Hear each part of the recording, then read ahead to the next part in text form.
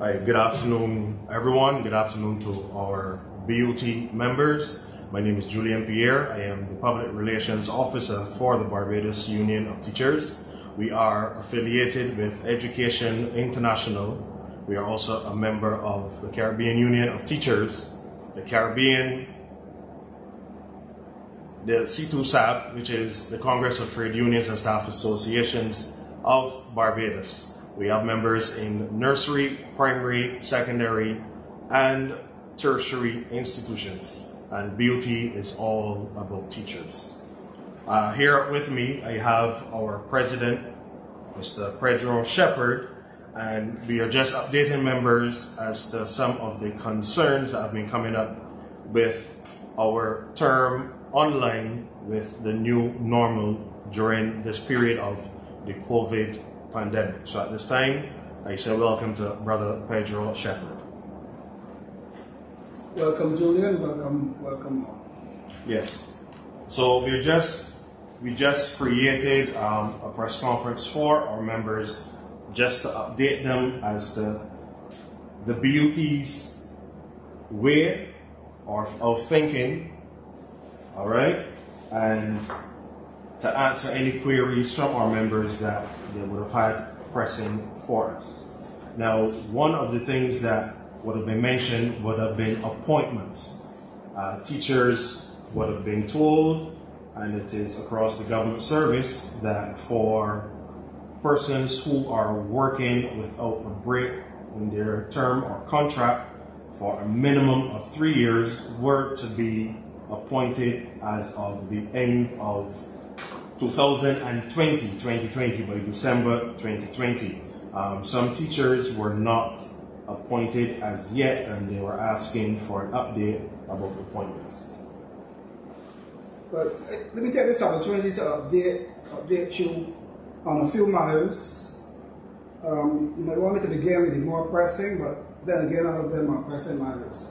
However, I will start with the issue of appointments, and I am in the possession of an interview done by the Director General of the Public Service, Mr. Gail Atkins, and I would want to go through that so that members are made absolutely clear as to what the Public Service Appointment Bill of 2020 entailed.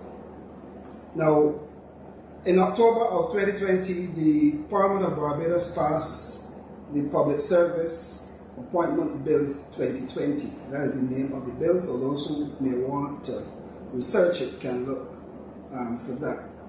Now, according to the Director General of Human Resources in the Ministry of Public Service, Ms. Gail Atkins, in an interview on the 8th of October last year, 2020, public officers who have been temporarily employed public officers who have been temporarily employed or acting in a post in the public service for 3 years or more before October 1st, 2020, have begun receiving the appointment letters. These are the words of Ms. Gail Atkins, Director General. This disclosure has come from the Director General in the Ministry of Public Service, who said that she and her team were working diligently on preparing and issuing appointment letters. Now, she also stated that the Ministry of Public Service had formed a committee to facilitate this process for issuing the letters to public officers, and that they have completed a number of posts already. And I think I already made that known to the BUT family, having attended a meeting with C2SAB in, I think it was the same October 2020.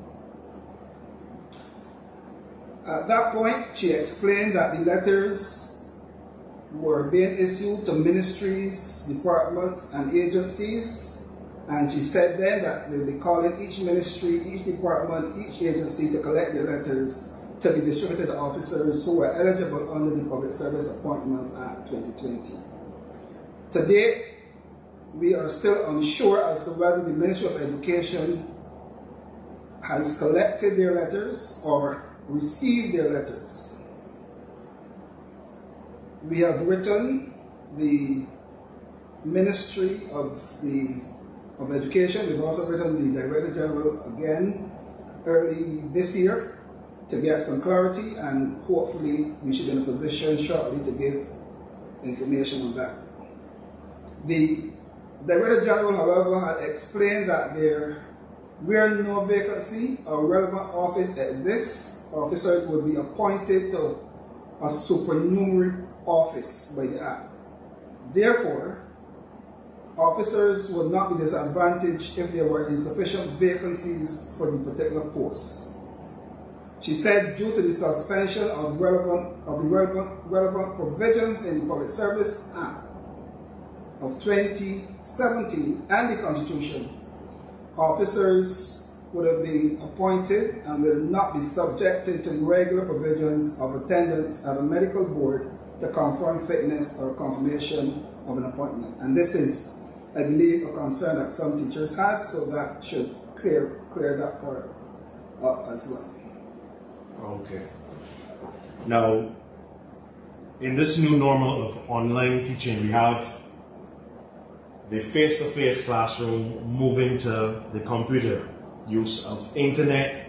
It is a case of many teachers who are not as computer savvy acquiring new skills, and those who are computer savvy upgrading their new skills to adjust to the Google Classroom.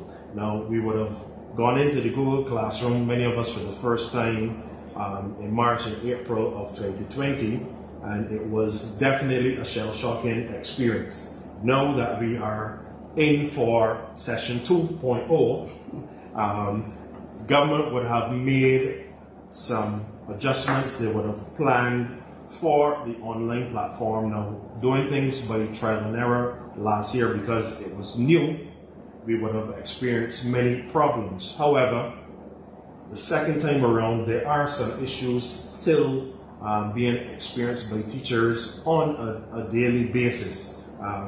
Issues of internet connection, issues of children not coming on as they should, some issues of the etiquette at home for children.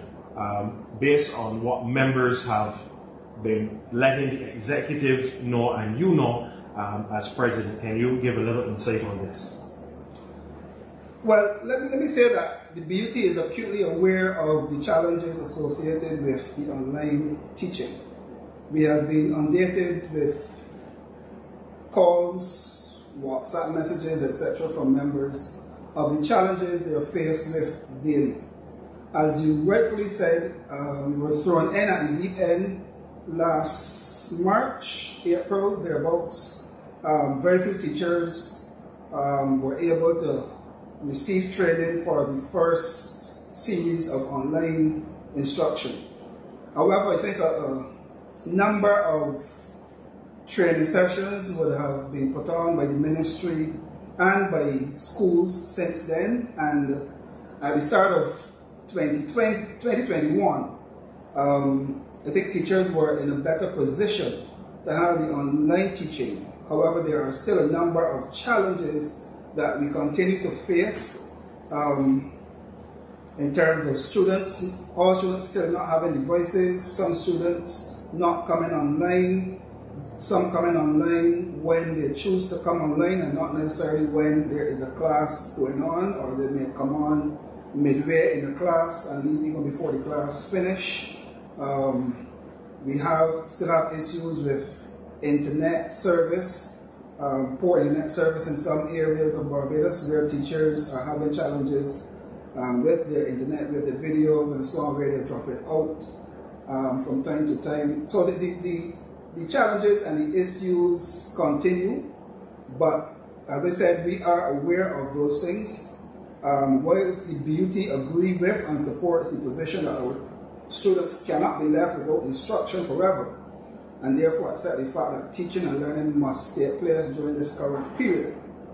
What we do not appreciate, though, is the fact that the ministry seems not to be taking our issues of stress with online teaching, the physical and psychological impact it's having on our teachers, students, and I believe even parents, as they too are complaining seriously.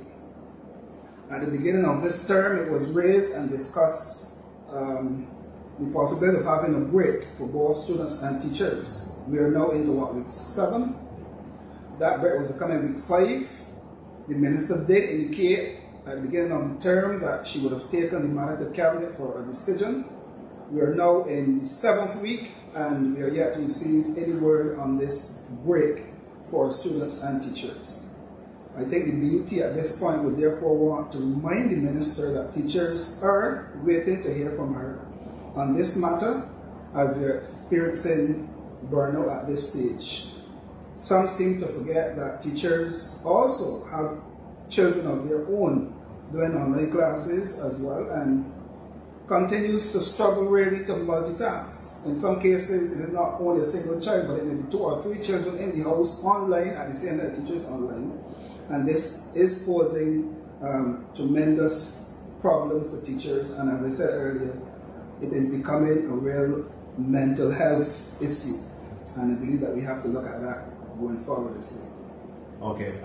Now, your view will be a little twofold because 1, you're the president of the Barbados Union of Teachers, and 2, you are an ITC. In terms of your view for your school, for example, what are some of the issues that you would have to troubleshoot for your school? I think the issues at my school are not different from the others. I am at school daily between 9 and 1. I have to troubleshoot persons not being able to get online. And what we noticed earlier is that the devices actually needed a screen lock. So the devices were issued but without screen locks. So parents were not able to get on, so we had to put the screen lock. There are challenges where parents are not getting into the classroom because they're also going the wrong route, and sometimes we have to then send emails where they're able then to go through emails rather than try to use the codes. Because what we have found is that at some point there are teachers who had to change codes because of the skills of some of these students who are using the codes to come back in classes and have their own meets and so on. So teachers are actually trying to hide codes where possible. And so if a child comes in after the class has started, he may very well not get in because the code was changed at the beginning of the class. So these are some of the issues that we have to deal with. So what I would do would be to message teachers, for example, to indicate them that there's a parent who would want to get in, or that there is those who have some tutors, for example, may also have issues with the children not getting in. So these are some of the issues that the ITCs are faced with, along with all the other things that you're not teachers hearing students should not seeing teachers, teachers hearing students should not hearing teachers, along with those other technological things, the ITCs, we have been working extremely hard trying to troubleshoot. And I know that Flo would have partnered with the Barbados Union of Teachers in a drive to ensure that members are able to teach during this time with the enhancement of their internet service. Is it something that is it still going on this term? To the best of my knowledge, that was extended to the Barbados Union of Teachers this term.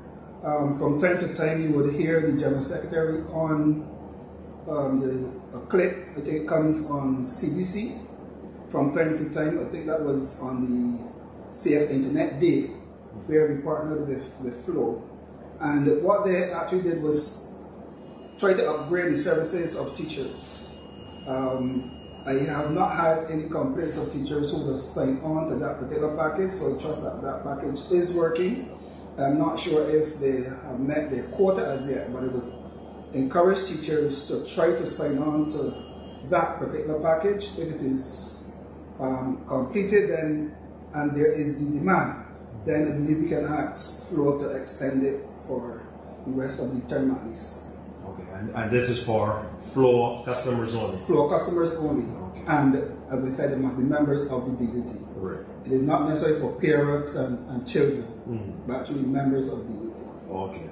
All right. And relating to online, recently the ministry would have sent out notification to teachers about an online monitoring process. Now, in some cases, some teachers were wondering if it was mere observation for the ministry to gather data as to the effectiveness of teaching online in this new normal, or was it a case of teacher appraisals happening online?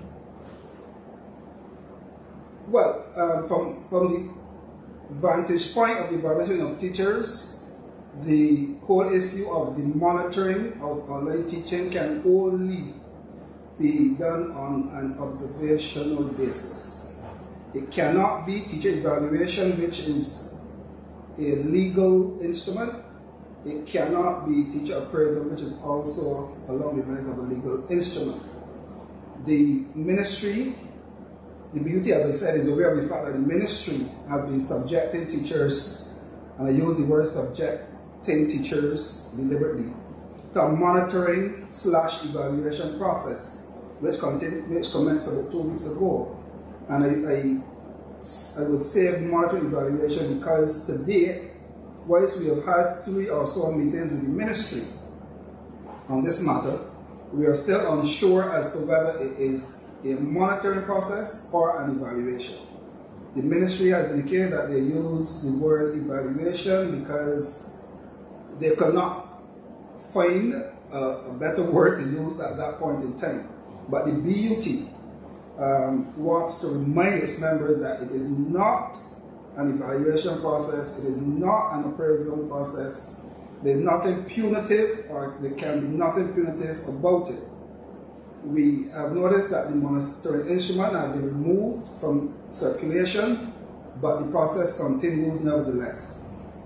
The BUT has asked that this monitoring of online teaching be just that, and objects to any attempt to having the names of teachers or other personal information on the forms being used to collect the data.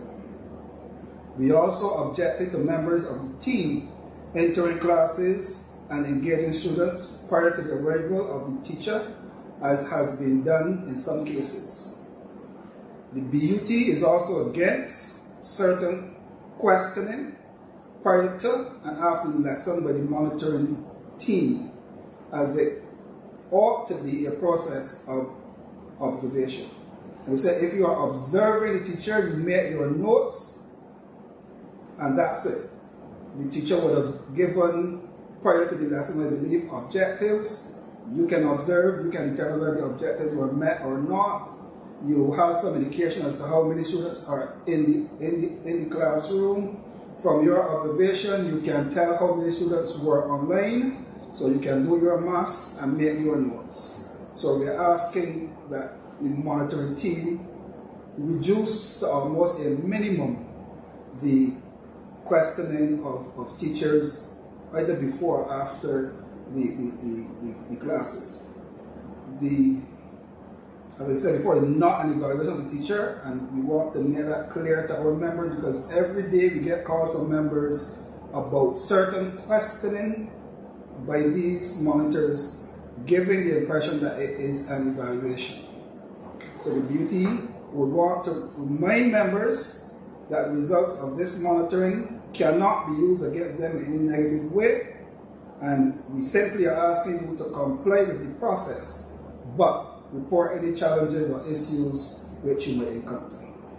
Okay. As we are wrapping up, another concern of members has been that of examinations. You know that every year we would have the BSSEE, CXC, CSEC, etc.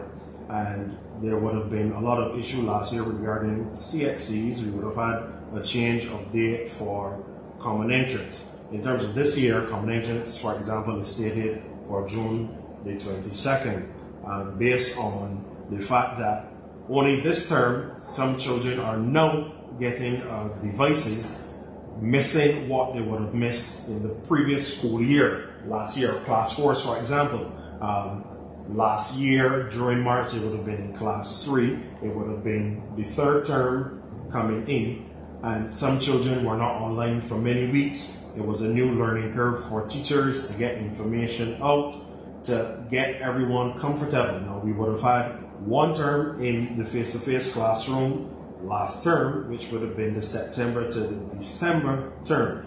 Now we are online again. Now, I know you as president, you would have mentioned in a previous press release in January that you think that the exam should be postponed, the BSSEE. Has that changed? Is there any new developments regarding the ministry, meeting with the persons involved, etc.? My position on the Barbados Secondary Schools Entrance Examination remains very much the same, but I am cognizant of the fact that I represent a wider body of persons, and I would want to take that into consideration.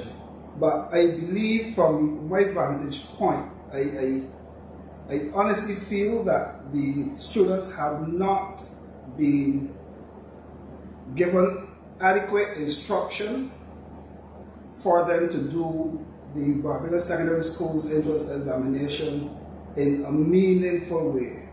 And the other issues, I mean, when the examination, if the examination is done, then there's the issue of placement of these students as well.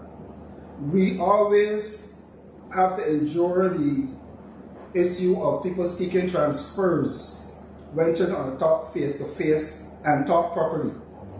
How are we now going to deal with parents who can now come with the excuse that they had devices late, they had issues with the internet, the teachers were not able to do as much as they would have done face-to-face? How are we going to deal with all these issues after the examination? It's okay to say let's have the examination as per usual, deferred by a few weeks, but there are too many issues, I believe, that we need to look at. However, as I said, I represent a wider cross-section of persons, and so I would want to take a position that may more conform to how the membership of the Barbados Union of Teachers may feel.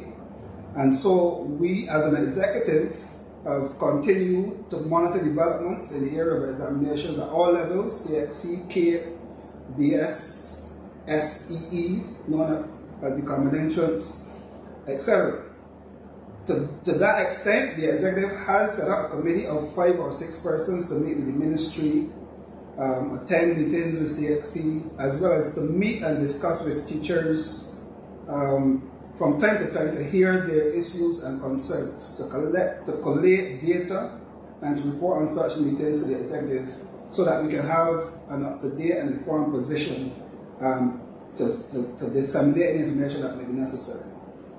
To that extent, I think we are having a meeting this evening around 4 with teachers, and I'm inviting all teachers associated with the teaching of students for the above stated examinations, CXC, Common Entrance, CAPE, CC, SLC, all of those with an interest to attend our meeting being planned for all BUT members this afternoon. We have already met with the ministry and CXC, and is only awaiting a report from the ministry now, having had a meeting of the regional heads today, a meeting of COHSOD, C-O-H-S-O-D, COHSOD, which was held today, and that was for the regional ministers of education to make some determinations. I know the BUT has had 2 of its members in particular, Ashley Yearwood and Keisha Russell Graves, leading our team, which also includes Rudy Lovell, Stacey Burrows, and Tara Jewett. Stacey Spring, sorry, and Tara Jewett. In relation though to the BSSEE, which I know a number of persons are very concerned about because the information on that is very limited. I want to make it clear that the ministry remains fairly silent on that issue, but the BUT shall endeavor to keep members informed once information on the Common Entrance exam is received. We know that there is a revised date for June 21st, I think it is, and that is as much as we can share this evening at this time. But I'm hoping that coming out of our discussions this evening, we will hear from the teachers who are involved and from those who have an interest in the Common Entrance as to what position the union should take, having had this period of silence, so to speak, on this matter, and we know that time flies, and while it may look like 2 or 3 months down the road before the cat can lick its ear, as people say, it's going to become an entrance or examination. Right. All right, just one or two comments coming from the live chat. One of the members is asking about the shopping times as it relates to supermarkets or closure and teaching time being between 9 and 3. I think the union had taken the position that we would not ask for teaching time. The position that we took really was that principals ought to, at this point, show a humane face and an understanding position on this matter. We know that teachers were instructed to teach for 2 hours in the infant department, and for the juniors and at the secondary level for 3 hours in terms of online time.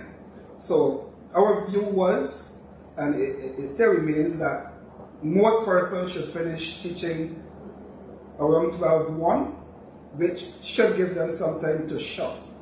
We know that sometimes teachers may not necessarily shop in their neighborhoods and may have to drive a distance to get to a Popular or Massey or whatever.